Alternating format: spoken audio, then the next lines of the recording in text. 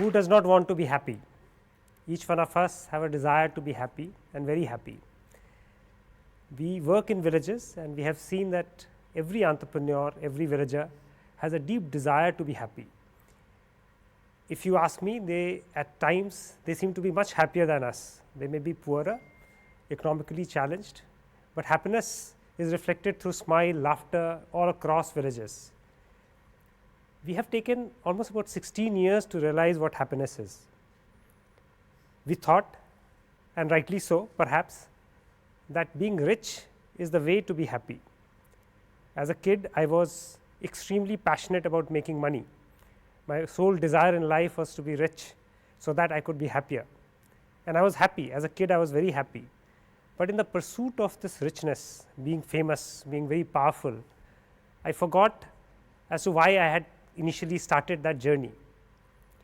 We started Drishti in the year 2000, which is an organization which works exclusively in the villages. We look at why, how and why entrepreneurs in the villages can come about and make a business for themselves, carry out different services for the villagers, and in return they can get paid for it. The business model of Drishti is very simple. We bring about entrepreneurs, entrepreneurs carry out businesses, and each business pays them money, and a small portion of that money comes back to Drishti. We have started way back in the year 2000, and at that point of time we felt that this was it. This can change the face of the country and the world perhaps, because every villager would be richer. Entrepreneurs would be perhaps a little richer than the average villager, but at the end of the day everyone would be happy. It was after 6 years of starting Drishti that we realized that while people were becoming richer, the happiness was not increasing. And it was a little surprise for us, because it was very clear. We felt that by being rich there would be big smiles, the smiles would get bigger, everyone would be happy. And in the villages we saw that while those who were working day in and day out, the smile somehow was vanishing from their faces. And more importantly, poorer, the people who were poor were getting poorer. They were not kind of coming out of that poverty as well.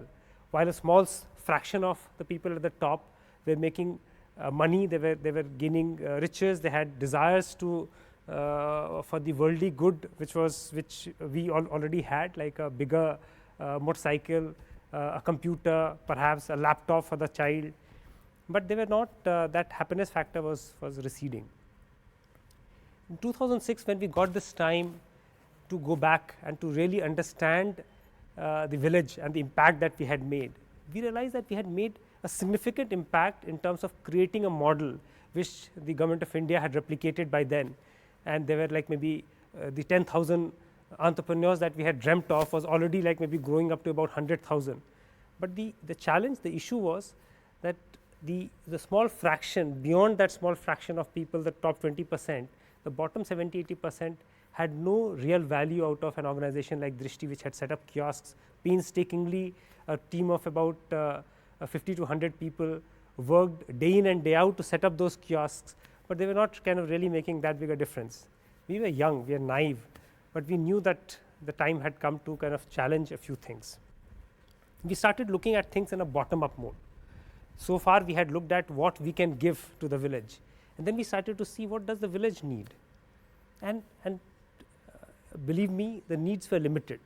Their needs were not too many, but they basically needed a livelihood, a way to kind of maybe ensure that they can sustainably provide 3 meals a day to their family. This was the basic need. People talk about roti, kapda and makan. I think the village just wanted to be ensured that for the next 6 months, 1 year, they had these basic needs met. And then we understood that we were chasing the wrong goal. Happiness is not about being rich. Happiness is about being together, about a family, which can just by being together, living together, people gain that smile, they gain that happiness. It was all about how I can get them together, and they were together earlier. When we say that in less than a square kilometer, there are nearly about 500,000 families living in cities, but we are not a community. We don't live together really. Are we really concerned about what is happening in the house which is next to us? But the villagers are not like that. They're concerned about each other. They're concerned about the fact that there is something which is, there's something wrong which is happening. If there is a house which does not have enough food to feed their family, the village will come forward. And this bonding that they have is called a social bonding. But they were much stronger. They were much stronger when they were economically connected to each other. Earlier they were like doing work which was basically like an assembly line function.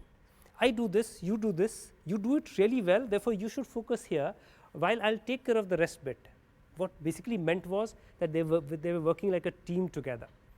And the moment you work as a team, that is a time when you have those special bonding, you form from a family to a joint family to a community, and that community itself is what gives people happiness. Today what we are doing, what specifically we are doing, we are looking at those small livelihood sources, those value chains which can create those communities. We call them community building products. Just imagine that the kurta, the apparel that I am wearing right now, it looks like a normal piece which is sold in the market.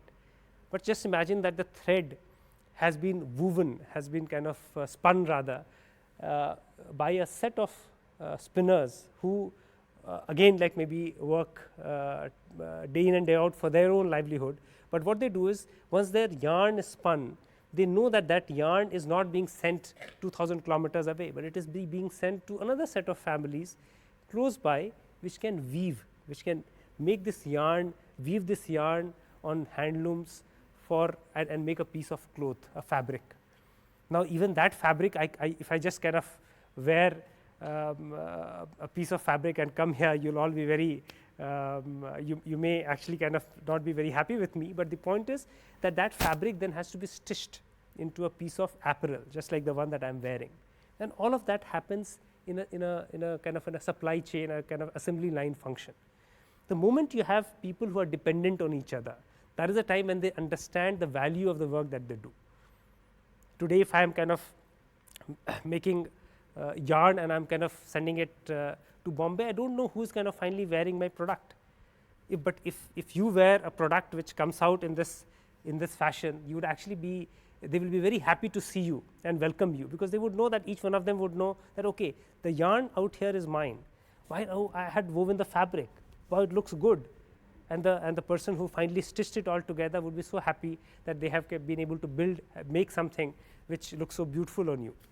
So therefore, such community building products is what Drishti is all about today. We look at those value chains which can get the community together. As a social entrepreneur, I have chased many goals.